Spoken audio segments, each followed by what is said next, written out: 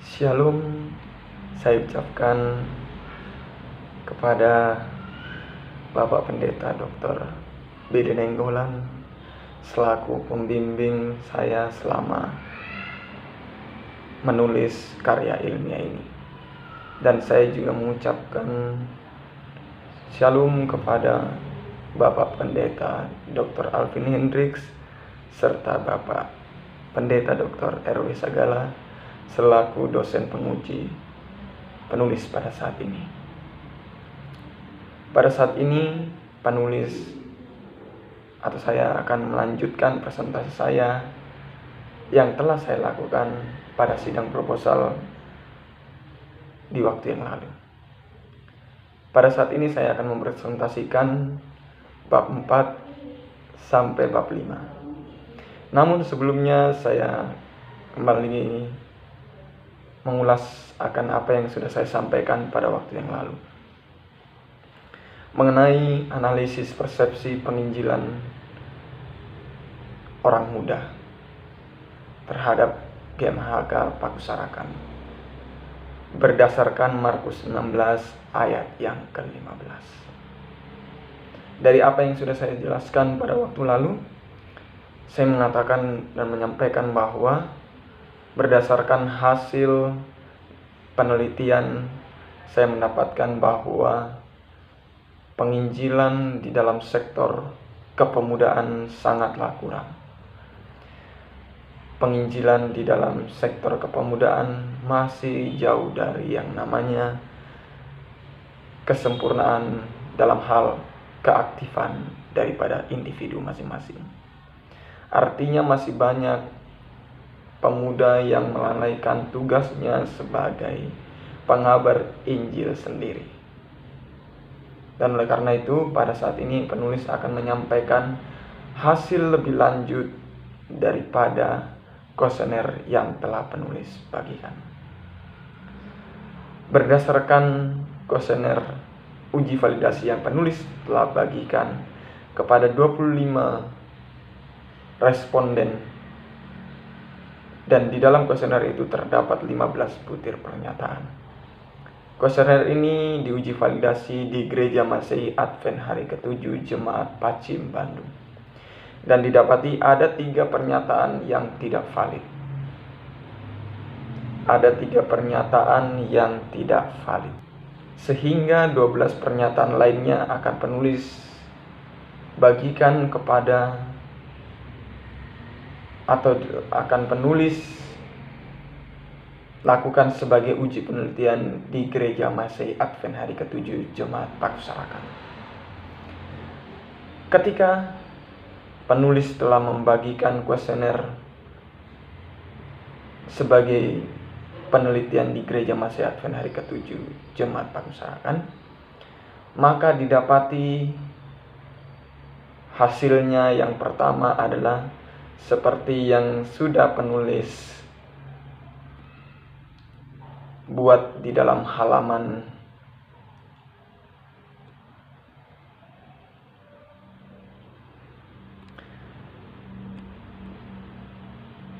di halaman 60, pernyataan yang valid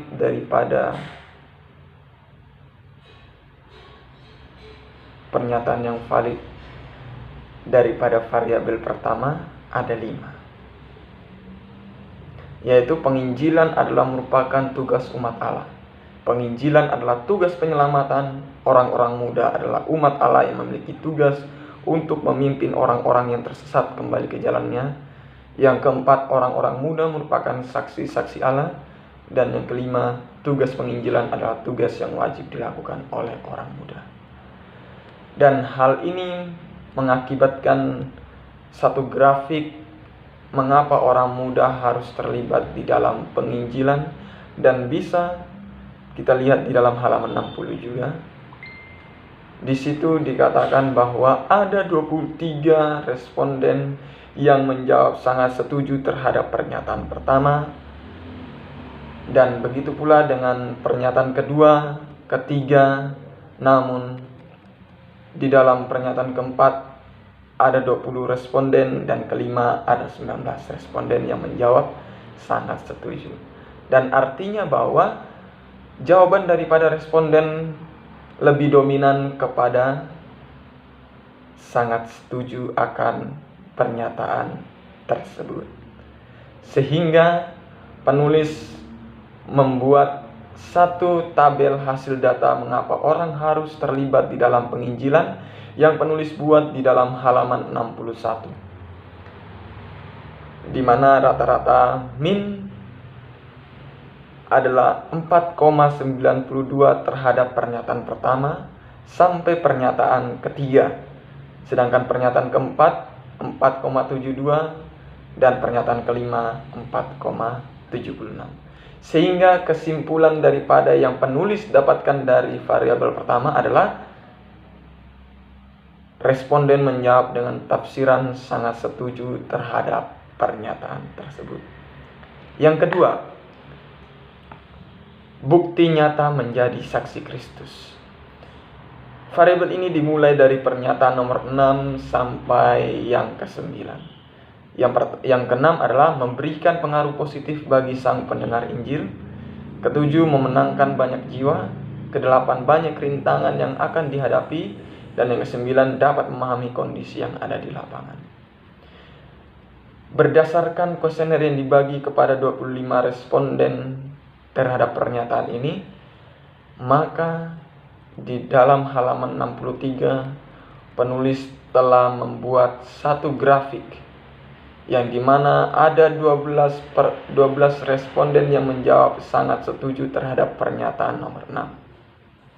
Sedangkan pernyataan nomor 7 10 responden, pernyataan 8 17 responden, dan pernyataan 4 9 responden.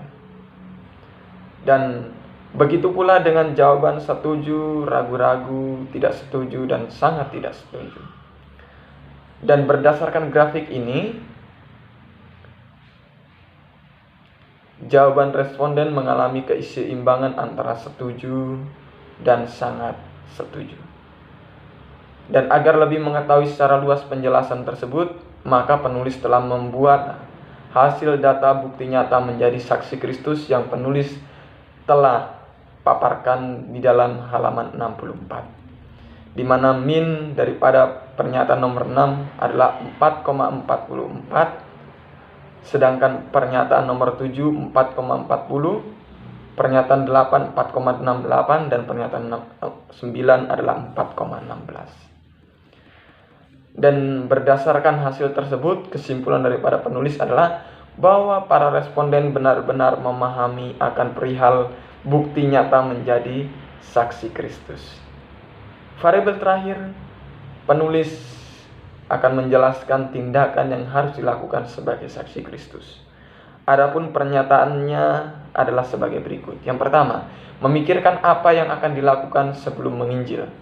Yang kedua, dapat meninggalkan budaya dan kebiasaan buruk yang ada dalam diri. Yang ketiga, dapat menuntun orang yang sakit rohani kepada Allah. Ini penulis telah buat di dalam halaman 65. Sehingga grafik yang timbul adalah jawaban sangat setuju terdapat 17 responden, dan pernyataan 11 18 responden, dan hal ini diikuti oleh pernyataan 12 terdapat 18 responden. Dan dari 25 responden didapati bahwa jawaban responden lebih dominan memilih jawaban sangat setuju. Artinya bahwa dari variabel pertama sampai variabel ketiga, jawaban responden lebih mengarah kepada jawaban sangat setuju. Walaupun ada jawaban daripada responden yang mengarah kepada ragu-ragu, tidak setuju, dan sangat tidak setuju, namun pada grafik telah dipaparkan bahwa jawaban responden lebih banyak, 90% mengarah kepada jawaban sangat setuju. Dan rangkuman daripada apa yang penulis sampaikan ini adalah, yang pertama, pernyataan tentang mengapa orang muda harus terlibat di dalam penginjilan, dan berdasarkan jawaban responden terhadap pernyataan tersebut, diperoleh hasil pemahaman anggota jemaat Pakusarakan dengan rata-rata angka min sebesar 4,848. Dengan tafsiran sangat setuju dan memiliki presentase pemahaman sebesar 96,9%. Artinya ada 3,1% yang di luar daripada sangat setuju ini sendiri. Dan variabel kedua, pernyataan tentang bukti nyata menjadi saksi Kristus, terdiri dari P6 sampai P9, dan berdasarkan jawaban responden terhadap pernyataan tersebut diperoleh hasil pemahaman anggota jemaat Pakusarakan dengan rata-rata angka min sebesar 4,42, dengan tafsiran sangat setuju dan memiliki presentase pemahaman sebesar 88,4%. Artinya ada 11,6% daripada responden yang di luar daripada sangat setuju tersebut. Dan yang terakhir di dalam halaman 68, pernyataan tentang tindakan yang harus dilakukan sebagai saksi Kristus, yang terdiri dari pernyataan 10 sampai pernyataan 12. Dan berdasarkan jawaban responden terhadap pernyataan tersebut diperoleh hasil pemahaman anggota jemaat Pakusarakan dengan rata-rata angka min sebesar 4,69, dengan tafsiran sangat setuju dan memiliki persentase pemahaman sebesar 93,8%. Dan berdasarkan rangkuman di atas, penulis menemukan bahwa anggota Gereja Masehi Advent ke-7 Jemaat Pakusarakan Bandung, Jawa Barat mempunyai nilai rata-rata pemahaman yang sangat baik atas ketiga variabel pernyataan di atas. Demikian juga jemaat tidak boleh langsung berbangga diri karena sudah sepatutnya anggota jemaat harus tetap rendah hati. Oleh sebab itu, anggota jemaat Pakusarakan perlu mempertahankan kekonsistenan dalam hal penginjilan terhadap orang-orang muda. Dan yang terakhir, kesimpulan dan saran. Di dalam halaman 71,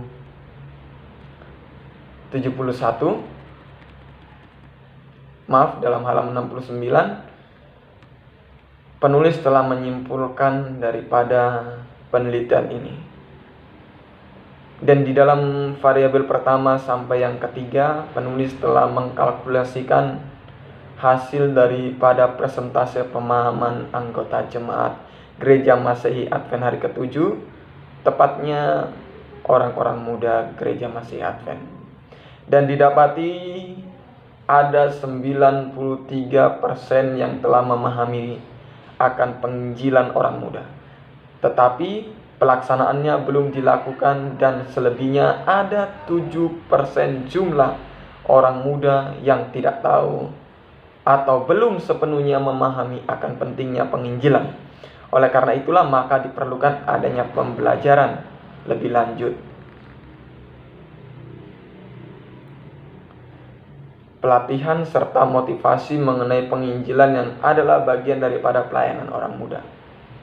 Dan saran daripada yang penulis dapatkan adalah, atau yang penulis sampaikan adalah, yang pertama, majelis jemaat perlu memberikan kesempatan yang seluas-luasnya kepada orang muda agar orang-orang muda dapat berpartisipasi dalam penginjilan.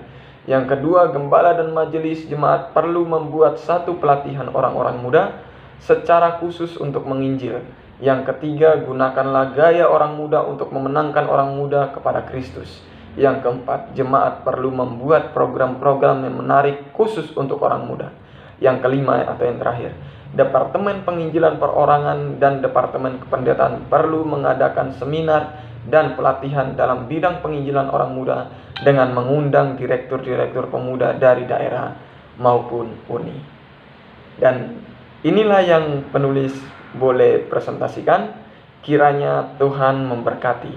Amin.